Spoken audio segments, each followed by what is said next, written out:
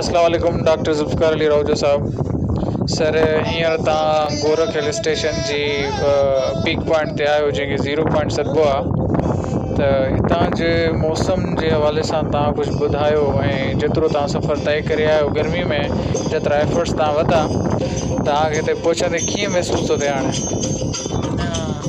To me, it is amazing. I will not talk about only the season area or the cold here that is present, but I will talk about the importance of a hill area. That is a point which is very enjoyable. If you have a good team, a group, you can stay, then you can amazing, and you can change your mood also. So here is a very good feeling also. Point has been made, but it needs a bit of more constructive points and resort activities. As far as the road is concerned, it was very sharp road and cross, and it was very painful because every way the road was cutting and having no applicable and positive construction of the road.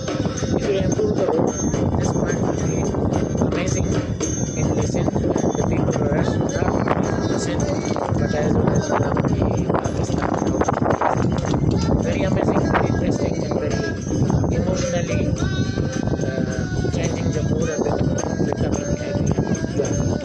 Thank you for your comment, sir.